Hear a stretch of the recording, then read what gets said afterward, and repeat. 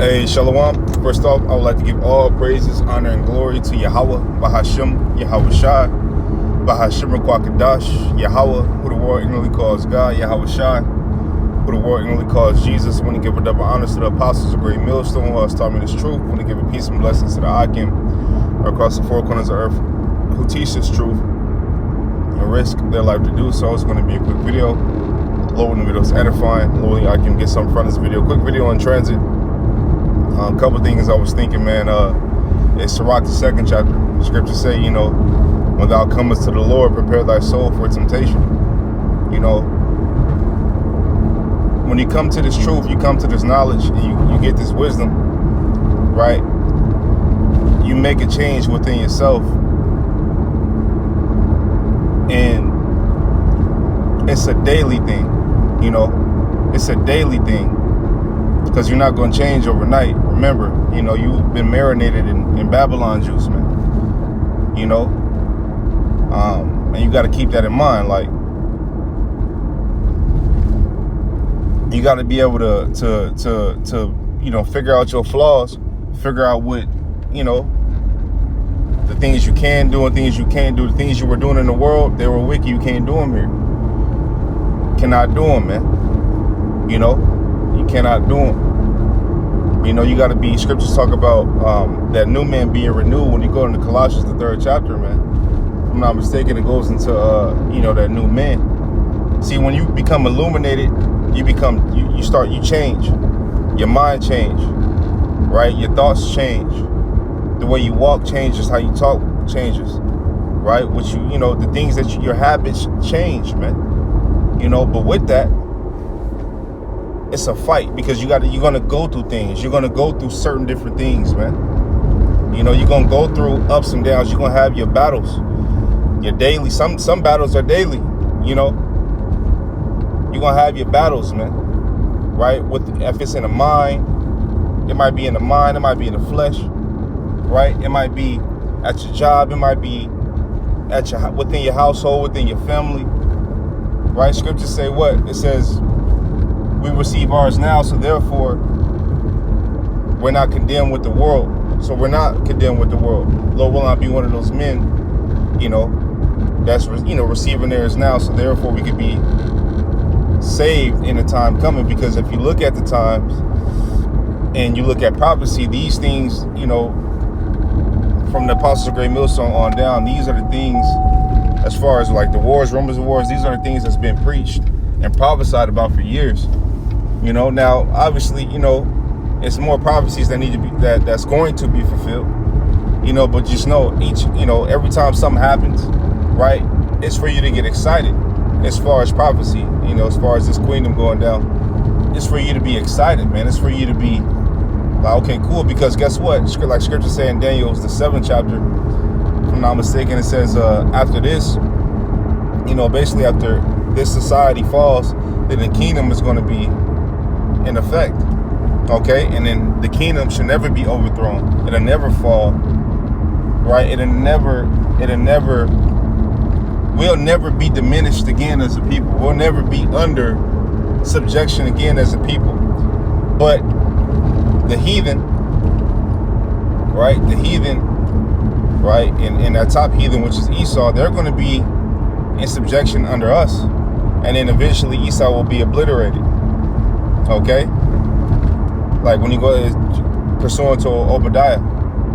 Okay? That whole chapter goes into that. The majority of that chapter goes into that. Okay? You got to understand, man, we've been, as a people, man, we've been raped, robbed, murdered, put into captivity, put into slavery. We've been, we've been through hell, man. Right? And in this current state that we're in, we're still going through hell. Right? We're still in subjection underneath these nations. You want to know who rules the world? You want to know who rules your society? Look at your dollar. Okay? Right? We were going into camp. We were going into this at camp. When you go into the Renaissance era, that Renaissance period, right? You had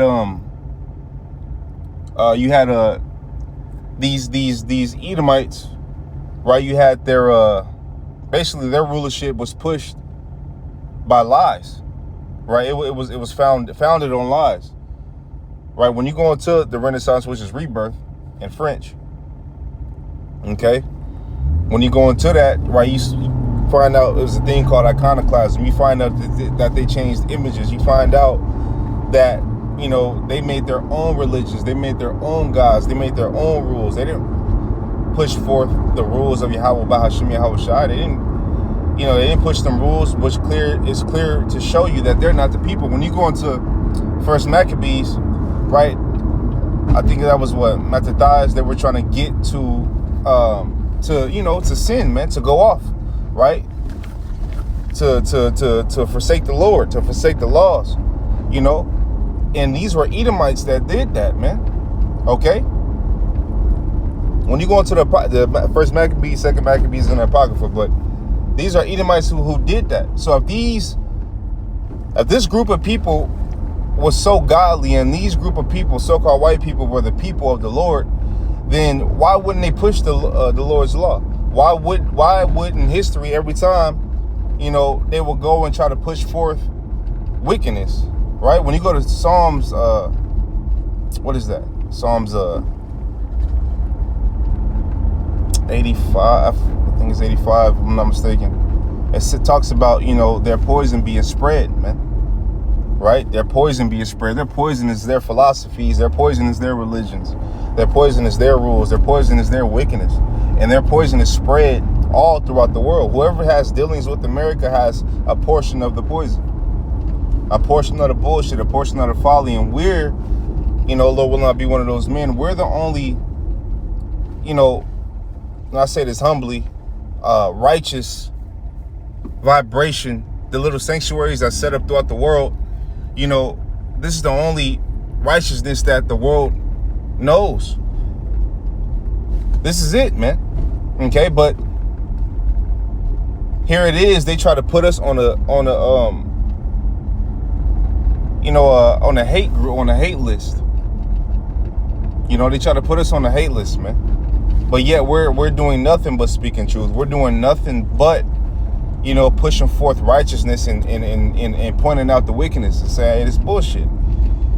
Right? We're exposing their lies that they rule the society with, that you people also love. And not just Esau and the heathen, but our people love it too. 2/3 of Israel love it here, man. They love being in subjection under Esau. And you might say you don't, but a lot of you niggas is just mad at Esau because Esau didn't give you a piece of the pie. But let Esau slice you off some of the pie, you niggas gonna shut up. You niggas gonna shuck and judge. You see what niggas do when they get a little fame and a little money and they start rubbing shoulders with these Amalekites and these other people that's in high positions. Niggas change quick. Niggas change quick. You look at the, look at ESPN, look at the Sports Center, look at all this shit. Nigga be bald head, clean face, looking like a fucking Greek, a Roman, looking like, you know what I'm saying? Just looking like a heathen, man. When the scriptures clearly tell you that men of Israel are supposed to have beards. When you go to Leviticus 19, what is that, 27? Right? When it goes into, you know, not getting lineups, when it goes into not cutting off your beard, you know. But you got these niggas that's smooth face, and some of these guys know about the truth, but yet they still chose the way of this world. But that ultimately that means it wasn't for you, man. If you can't get it, it's not for you. If you choosing Esau, you choosing this rulership, you choosing this wickedness, right? It was the same niggas, like when you go to Numbers 14, that wanted to go back to Egypt, that wanted to go back to Egypt, man, after they've seen the mercies and the deliverance that the Lord did for Israel. Okay?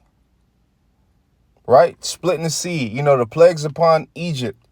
Right? But yet these niggas, they seen the miracles and they still wanted to go back to captivity. Same thing now. Right? Same thing now, man. And what you have now is prophets. Right? If niggas didn't believe when the Red Sea split, the top of the Red Sea split, then it's not far-fetched that they're not going to believe now. 2/3, which is the majority of Israelites, they're not going to make it. They're not going to believe. And they, you know, they some of them know about the truth. Some of them know, you know what I mean? I think majority of them know, you know, and they just forsake it because they would rather have it right now. But not only are you doing yourself a disservice, but it's gonna lead you following after the so-called white man, following after these heathens is gonna lead you right into damnation. Okay, you got to be renewed mentally. Got to be renewed. Got to walk uprightly, man. Get into the scriptures, man. Go into the book of Sirach. Go on Proverbs. Read the stories, man. Look, you know, look at certain different things. Look how we conducted ourselves, man. Look at our history book, which is the Bible. Okay, not what they've told us we were. Not, oh, you Africans on slave ships, or, you know, these savage Native Americans, or these Spics, or this. No, man, they lied. When you go into the scriptures, we were godly. When you go into this, yeah, we had times of us being, you know, in captivity, but, you know, you had times where we were ruling, you know, when we were doing well. So you got to look into these things, look into our laws, you know, look into, you know, our history. You know, we had, man, nations can fuck with us, man. You know, look into the protection that the Lord had for his men, man. Okay. You know, so this is our book. This is not a book of oh, everybody can get it. Nah, they want to push that shit, but everybody can't get it. Everybody's not going to get it. Everybody can't be saved. Salvation is for Israel, not for the heathen, not for the so-called white man, man. No. And not everybody who looks so-called white or look like a Moabite, Ammonite, Ishmaelite, Amalekite, you know, not everybody who looks like a heathen is a heathen. Not everybody who look like a Jake is a Jake. This is a thing of the spirit, man. Okay, you got Jakes that look like the so-called white man. You got Jakes that look like the Japanese. You got Jake that look like the Chinese. You got Jake that look like the Middle East, the Arabs. You know, you got Jake that look like, you know, these different nations. You know, but the thing that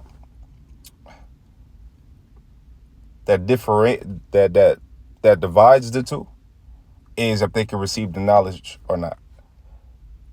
Okay, if you got a dude that look like these other nations, but he believe in Yahweh Bahashim Yahweh Shai, and he's teaching, and he's, you know, and is resonating with him, then he's a Jake. He's not, you know, this is, the Lord said he has not dealt so with the heathen, man.